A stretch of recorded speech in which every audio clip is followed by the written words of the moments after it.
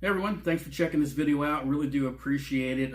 Wanted to try something a little bit different today. I don't think I've done it on the channel yet, but review a product, an amp in some detail. I know there's been plenty of reviews online for the Boss Katana amps. This one in particular is the Katana 50 Mark II, and I don't really want to go into the details of what the knobs do and this and that and what the effects are. Really wanted to walk you through my experience with it because I gigged with it last night.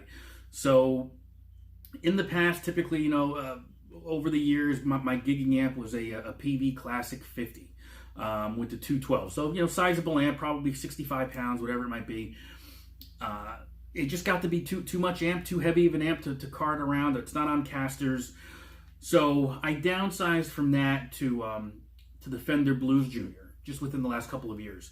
Again, all tube amp. I think we've always kind of been taught to know that it's got to be a tube amp for it to sound good. And I've had modeling amps in the past, and they've been okay. Nothing great. They become a practice amp, and they sit in the corner basically.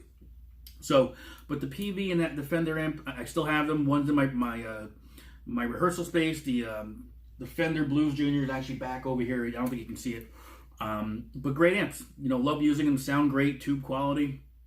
Really can't go wrong. They both take pedals pretty well. And I started thinking more maybe, trying out something different. I've seen a lot of reviews on the Boss Katana. Didn't know much about it, and it's really an amp that's at a great price point, I would think, in terms of amps.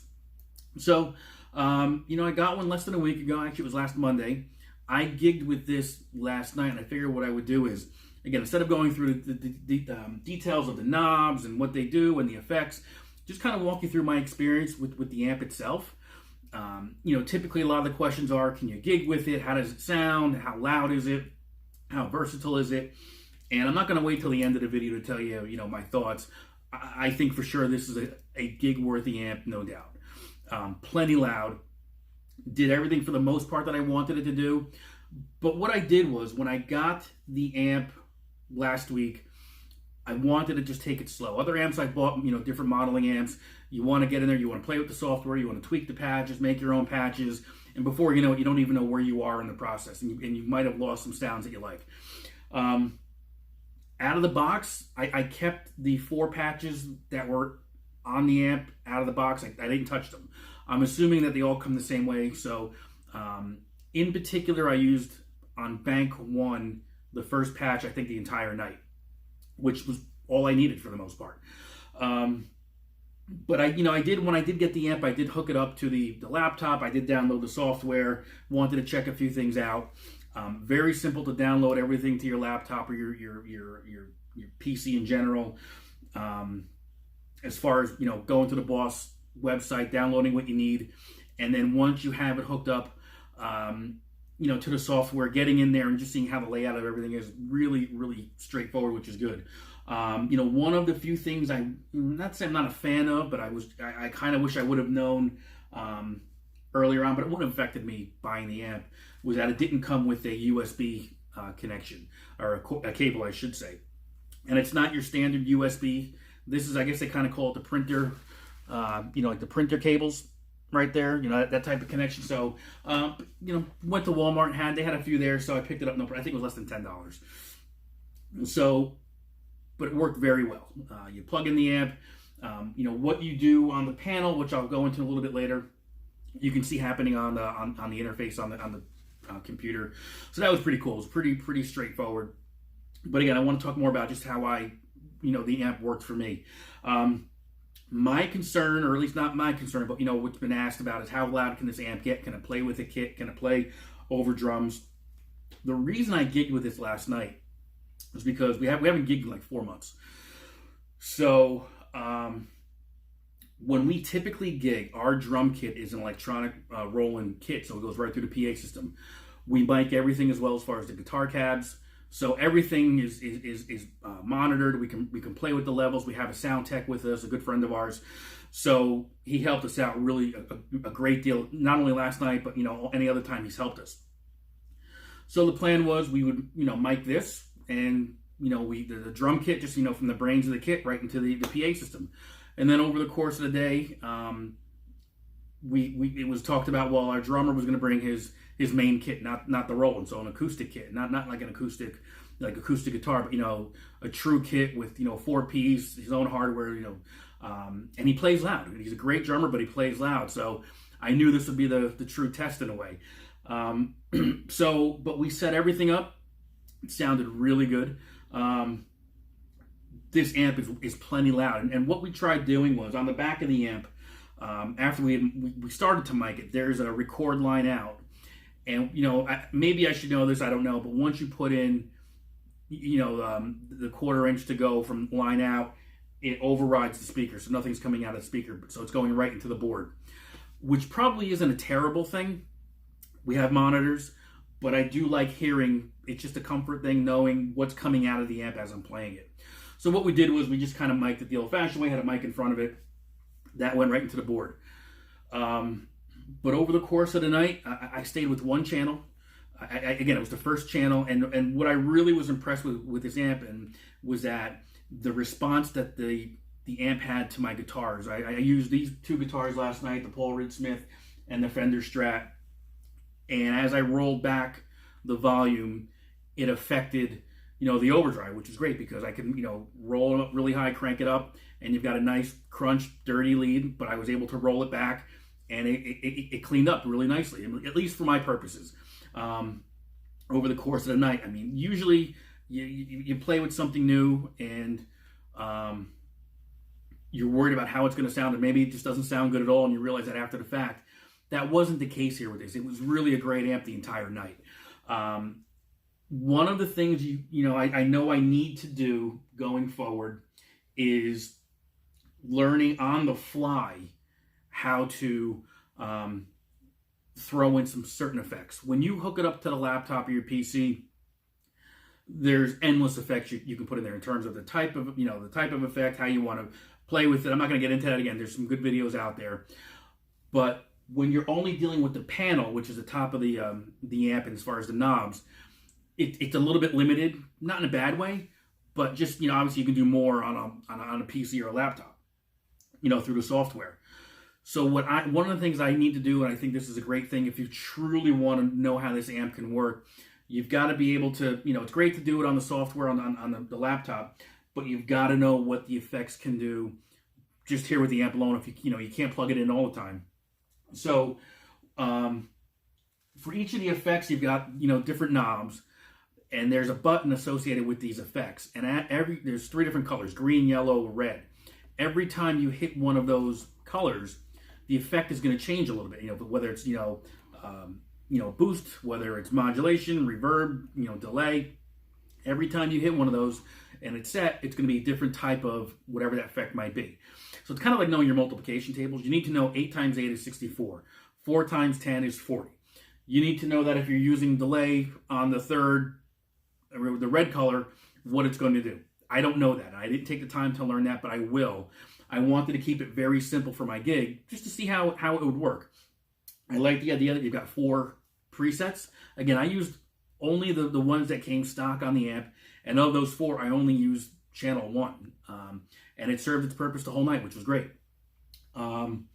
So one of the things I will start doing is just kind of getting a feel for the effects in terms of how you can work it off the amp itself. You've got your 4 channels, but there's also a 5th channel, which they just call panel. And panel is actually all the knobs as you see it at the time.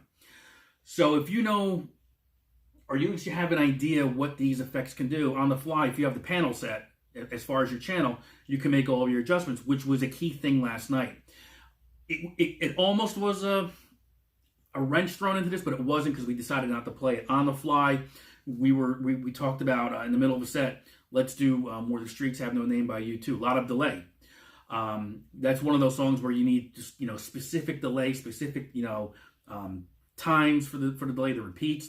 I didn't have any of that, so I wouldn't have been able to do any of that because I didn't know how it was all set up. So that's something I would need to do.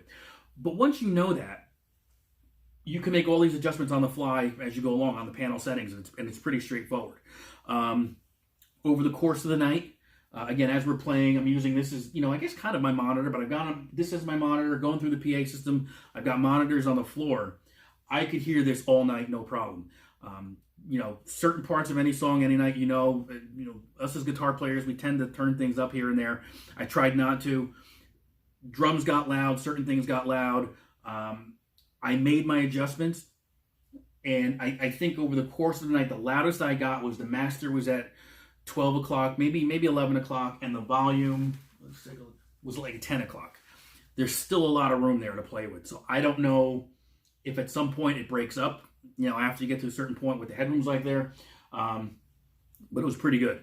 The other thing I'm trying to avoid is running any pedals through it. Pedals meaning your overdrive, your distortion. I'm trying to use everything through here. I did use 2 pedals though last night. One of them was my tuner. I've had this for years. Great little pedal, the Digitech Hardwire, built like a tank. I mean, it's heavy. This thing is really heavy.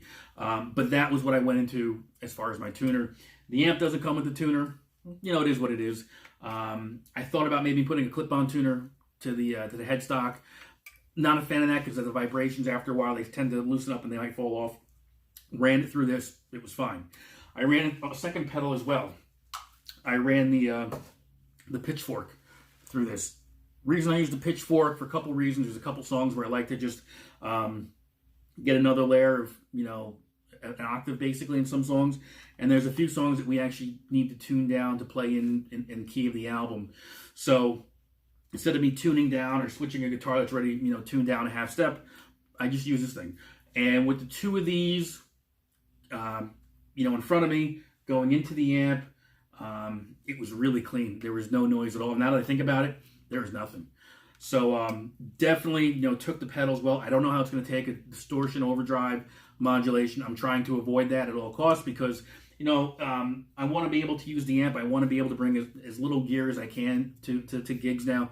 It used to be, hey, great, you roll in a cabinet, with the head, all that stuff. Cool, I'm over that. Like I said, as we're getting older, equipment seems to get heavier. This was, I don't know, it's 20 pounds maybe? I don't even know. So I don't need a pedal board. The pedal board's in here. But I think for me to truly understand this amp, I've got to put some time in to just really know what it can do. I've played around with setting some different patches. You can download patches from, there's Facebook groups, there's places all over the place. You can, I should say, locations all over the place where you can get different patches. Really straightforward. You just download them. It goes to your computer. You move it from your computer to the, you upload it through, the Boss hardware software there. Piece of cake. It really is. So I'm going to play more with that though, just to get the hang of it. But I think overall it's a great amp. It really is. Was really impressed with it. I'm going to play with it a little bit more and really knowing what it could do on that one, just last night with only using the one channel. It really kind of fits my need. It came with a clean channel. I think it's channel 2 was clean, more like, it sounds very surf-like to me. You've got the reverb, something like almost like the Ventures sort of thing. Didn't have to go into it, but I liked it. But again, with the first channel, I rolled back the knob and it cleaned up pretty nicely. So I mean, we were going from something like Mr. Jones to Sublime to, I'm just trying to think, Bryan Adams, and a lot of it was I was able to just through the volume, make all my adjustments that way, which was really cool. So. So yes, I think the other thing is, obviously it doesn't come with any pedals to change the channels. I know there's 2 out there. I believe they're both by Boss. One is, and I don't know the names of them, but one has the 2 pedals or 2 buttons. I think it's a silver housing, and I think one button's going to change the banks to A and B, and then the second one's going to change the patch between each bank. It's all right, I guess. And then there's another one. It's a little bit longer, and I think it has a dedicated button for each channel. And then you can hit one for effects, and it actually shows you the effects that are on and off, and you can adjust those on the fly as you want with with just the buttons. But again, it's only going to be four patches you can have programmed plus the panel. So it's the same thing as this, but it's just how you get around using it for the most part. But again, just kind of wrap this up here. I think I've covered everything I wanted to cover. Just to kind of talk about my experience. This wasn't a demo. This wasn't to show you how to play anything. I wanted to just kind of walk you through what it was like for me, and it was plenty loud. There's no reason. I mean, it worked well for me last night because we were playing at a backyard party. I always feel like with those parties, you have more room to experiment, whether it's just playing songs or playing with equipment. So, and I knew that we were going to be miking it anyway, so I knew I was covered with, God forbid, something should go wrong there. But even without miking this, I heard everything fine, and we were in a, not on top of each other, but if the amp was here, where the guitars are, basically where the kick drum was, and the kit back from there. So it was, drums were loud, and this was plenty loud too. So if the question you're having is it loud enough, there's no doubt this could handle a kit. I would have no problem bringing this to another party, a bar, a small club. I think for sure this could do it. I know 9 out of 10 times now we mic it anyway, so I'm not too worried about it. So I think overall it was actually pretty surprising, and it didn't sound digital. It sounded really good. It had, when it needed to sound dirty and crunchy, it really did sound that. It didn't sound digital. And when I cleaned it up, it sounded really good cleaning it up. Again, we went from Margaritaville to, I don't remember what it was, Margaritaville to Mr. Jones, I think it was. And I didn't change anything. All I did was adjust the volume, knob on the guitar. That was it. So I think it worked really well. Very happy with this purchase. So I would suggest, if you're on the fence, a lot of videos to check out. But for me, this was probably one of the better amps I've played with that hasn't been all tube in a very long time. So hopefully this helped you out. Again, not looking to do a review. Everyone's doing reviews, which is great, because whether it's a 2-minute video, a 20-minute video, everyone's sharing a little bit of something that makes a difference for us as individuals and players, to highlight something on the amp, whether it's good or bad. So hopefully this helped you out a little bit. Any questions, let me know. I mean, I'm sure there's a lot of questions you have about, how it went, anything else, let me know. But again, overall, pretty good amp. I really did enjoy it. So I know I'll be gigging with this again, whenever we're out there, at this point. But thanks for checking this out. I do appreciate it. Again, any questions, I've got some links in the bio, in the description down below. Reach out to me. I'll try to answer them as best I can. All right? Take it easy. Thanks.